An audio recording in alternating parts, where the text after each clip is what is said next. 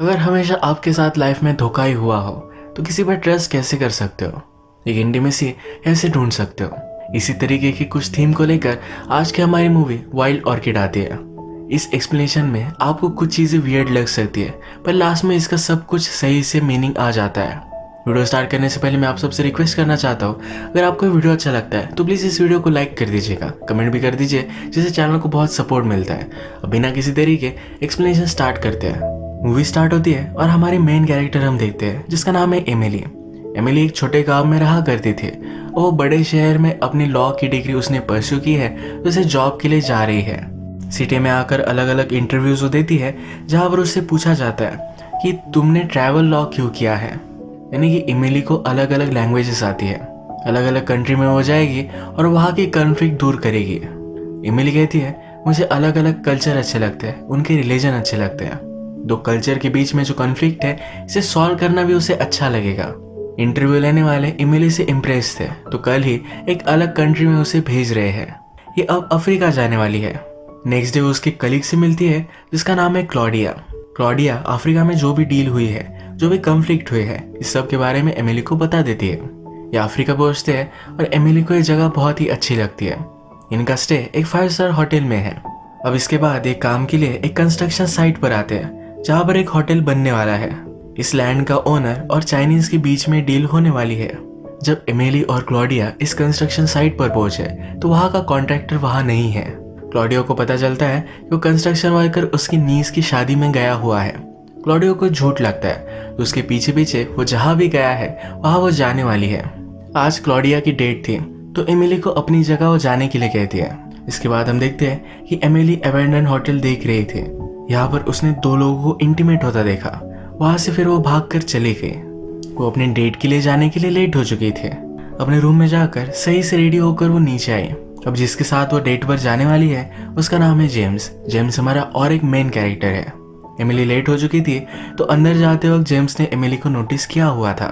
अब बहुत ही अच्छी तरीके से वो रेडी होकर आई है, तो जेम्स कहता है कि ये बहुत ही अच्छी इंप्रूवमेंट है। एमिली को जरा एम्बेरस्ड महसूस होता है क्योंकि लेट हो चुकी है।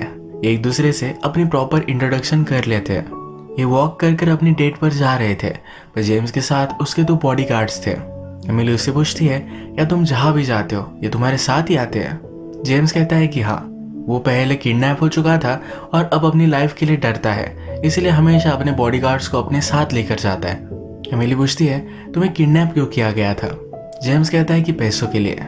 एमिली उसे कहती है तुम्हें पैसों के लिए किडनैप किया गया, पर फिर भी तुम अमीरों की तरह ही घूमते हो। जेम्स कहता है कि मैं अमीर हूँ, इसलिए मुझे अगर तुम्हें अपोलोजाइज करना पड़ेगा तो मैं कर डालूंगा, मुझे कोई प्रॉब्लम नहीं है। अगर तुम चाहते हो कि तुम्हारे साथ में बस में ट्रैवल करो तो ये भी हम कर सकते हैं। एमिली इसके लिए मना करती है। इसके बाद जेम्स उसे एक प्लेस पर लेकर आता है। इस प्लेस की थीम स्लेव्स है, यानी कि स्लेव्स के आउटफिट में सब वेटर्स हुआ है। डिनर टेबल पर जेम्स कहता है कि एक दिन होगा जब तुम तुम्हारे ग्रैंड चिल्ड्रंस को इस रात के बारे में बताओगे। एमिली पूछती है कि तुम्हें क्यों लगता है कि मुझे कुछ फैमिली वगैरह चाहिए? जेम्स बोलता है मैं तुम्हारी मदर को कॉल किया था, तुम अपनी लाइफ में क्या चाहती हो और तुम्हारा फेवरेट फूड क्या है, ये सब मुझे पता है। उसने ऑलरेडी एमिली के लिए सब कुछ मंगवाया हुआ भी है। एमिली को फ्लाइट्स की वजह से, टाइम जोन्स की डिफरेंस की वजह से जरा अलग लग रहा था। जेम्स कहता है कभी कभी आपको अपने आप को भूलना पड़ता है कुछ नया बनने के लिए। वो एमिली को हर जगह पर देखने के लिए कहता है कि तुम्हें इन कपल्स को देखकर क्या लगता है? यहाँ एक दुखी कपल बैठा हुआ था। एमिली कहती है कि इस लेडी के पास बहुत सारे पैसे हैं, ये दोनों एक स्कीइंग ट्रिप पर मिले होंगे। वो आदमी शायद इंस्ट्रक्टर था और इन दोनों में प्यार हो गया। एक बहुत ही ब्यूटीफुल जगह पर ही हनीमून के लिए गए थे। जेम्स कहता है तो फिर उसके बाद क्या हुआ? एमिली अनकंफर्टेबल हो गई थी, तो आगे का आंसर नहीं करती। जेम्स फिर एमिली को कहता है कि चलो तुम्हें मुझे कुछ दिखाना है। उसके बाद उसे होटल की ही एक जगह पर वो लेकर आता है। यहाँ पर उसे एक मास्क देता है और ये पहनकर वहाँ डांस चल रहा है। लोग एक दूसरे के साथ बहुत ही इंटीमेट डांस यहाँ कर रहे थे, जिससे एमिली को जरा अनकंफर्टेबल महसूस हुआ। जेम्स उसके पास से गायब हो चुका था और उसके पीछे से एक आदमी आया जो भालू का मास्क पहना हुआ था। उसने उसे टच करने की कोशिश की, जिससे एमिली बहुत ही डर गई, वहां से भाग गई। एमिली जब अपने रूम में सुबह उठी तब उसके सामने जेम्स बैठा हुआ था। एमिली को क्लॉडिया का कॉल आया और क्लॉडिया उससे कहती है कि हमारा जो कॉन्ट्रैक्टर है उसके सचमुच में नीस की शादी थी। ये शादी वो एंजॉय कर रही है, उसके बाद कॉन्ट्रैक्टर को लेकर आने वाली है। तब तक एमिली के पास बहुत सारा टाइम बचा हुआ है। जेम्स एमिली से कहता है कि तुम ऐसे भाग कर क्यों चली गई थी। एमिली को लगा कि भालू का मास्क पहने हुए वो जेम्स था। जेम्स कहता है कि वो मेरा स्टाइल नहीं है। जेम्स उससे अपोलोजाइज करता है, कहता है अगर तुम्हें थोड़ा भी अनकंफर्टेबल लगा, मैंने तुम्हें ऑफेंड किया, तो इसके लिए सॉरी। आज सब तुम्हारा गुस्सा मैं निकाल दूंगा। तुम्हें कुछ जगह पर मैं लेकर जाना चाहता हूँ जो तुम्हें अच्छी लगेगी। क्लॉडिया उसे कहती है कि मैं बिजी हूँ, but he doesn't take no for an answer. अभी जब कहीं जाने वाले हैं तो एमिली फिर से उसी कपल को देखती है जिसे उसने लास्ट टाइम होटल में देखा हुआ था, जिनके बारे में उसने कुछ अजम्पशंस किए थे। जेम्स कहता है तुम्हारे अजम्पशंस बहुत तरीके से सही थे। उसमें से जो आदमी था तो एक्चुअल में स्की इंस्ट्रक्टर नहीं था, तो डाइविंग इंस्ट्रक्टर था।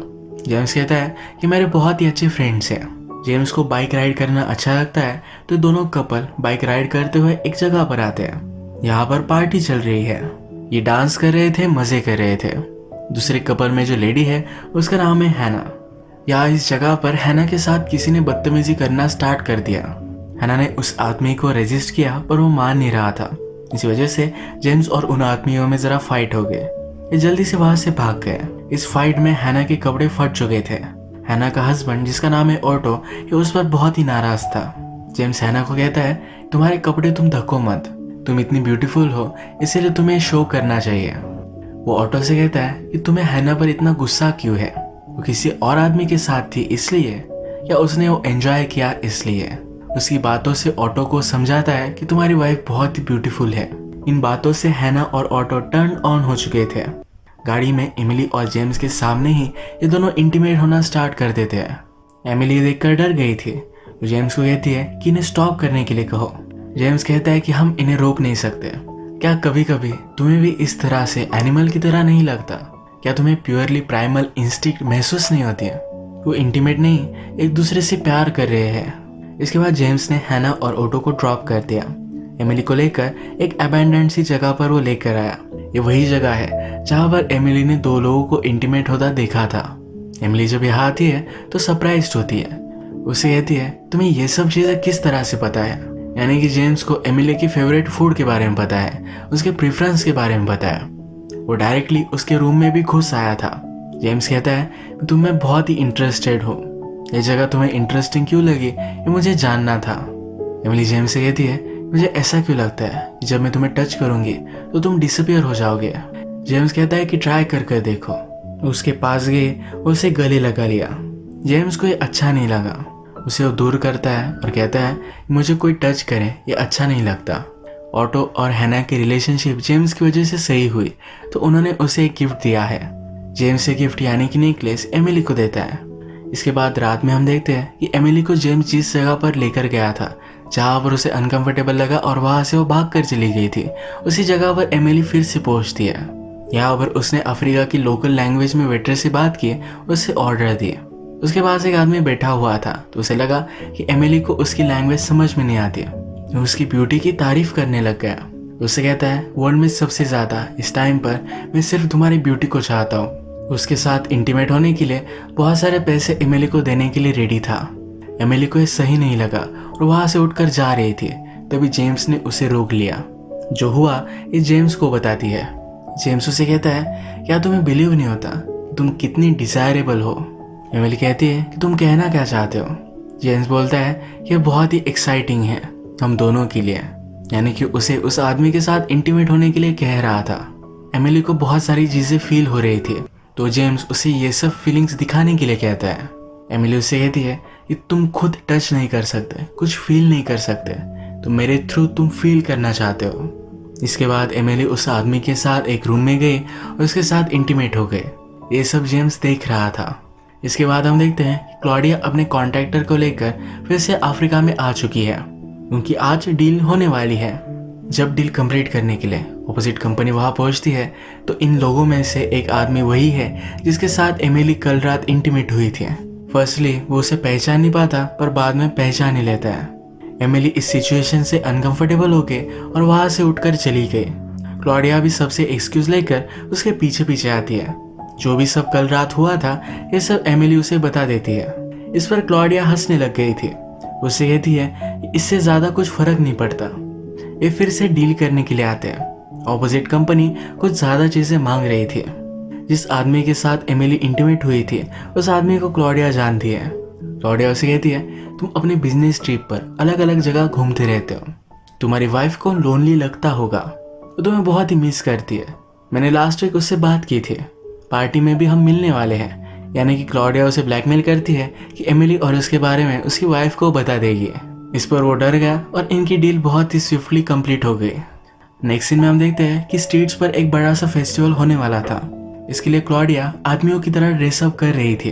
वो एमिली को कहती है, या कभी तुम वंडर नहीं करते कि आदमियों की तरह ड्रेसअप करना कैसा होगा?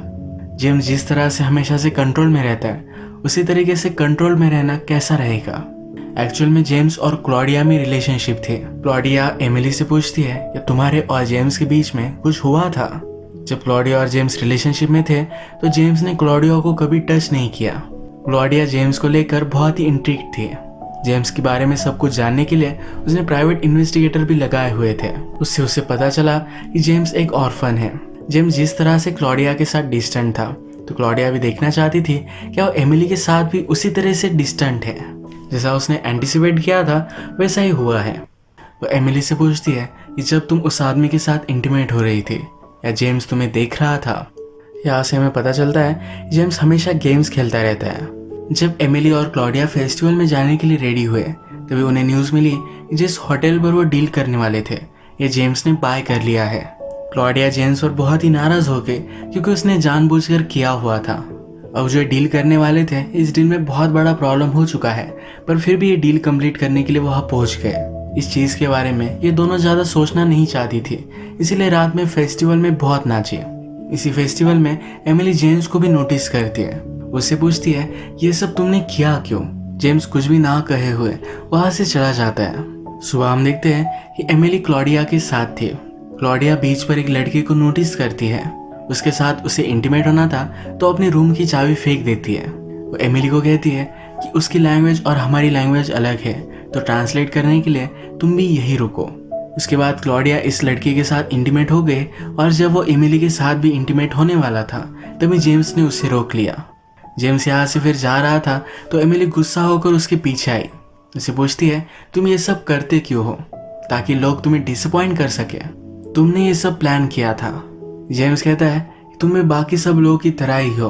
वहाँ से फिर वो चला गया। जेम्स किसी के साथ भी कनेक्शन बनाने से पहले उनकी टेस्ट लेकर उन्हें सही से जान लेना चाहता है। एमिली पर वो चिढ़ गया था और उससे दूर जाना चाहता था, पर उसे एमिली की याद आ गई। जेम्स की वजह से एमिली की डील कंप्लीट नहीं होगी। जेम्स ने जो होटल बाय किया था वो एमिली को गिफ्ट कर देता है। अब उसे प्रॉब्लम नहीं आएगा।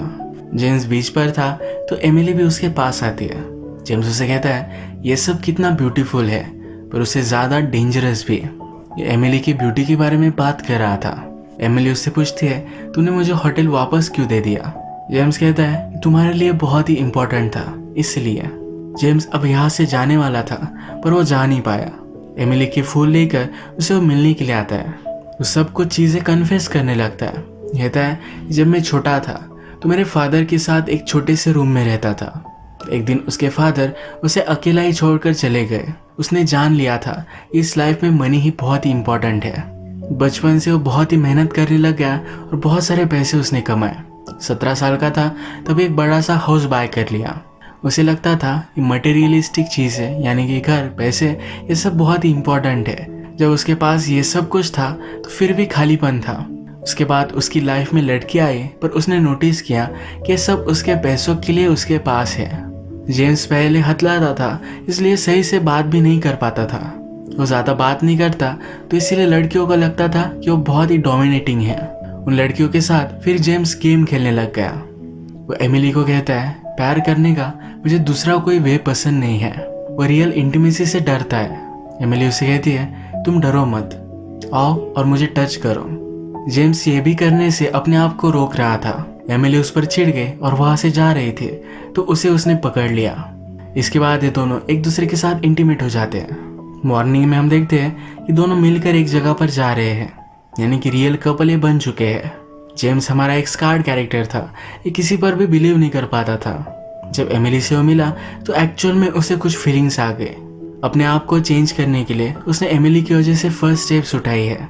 इसी तरीके से ये मूवी एंड हो जाती है। अगर आपको वीडियो अच्छा लगा तो प्लीज़ इस वीडियो को लाइक कर दीजिएगा। मैं बहुत सारी मूवीज़ लेकर आता रहता हूँ, तो प्लीज़ इस चैनल को सब्सक्राइब कर दीजिए और बेल नोटिफिकेशन आइकन दबाने में मत भूलिएगा। हम फिर से मिलेंगे और एक नई मूवी के साथ। तब तक के लिए थैंक यू और आप अपने आप का ख्याल रखिए।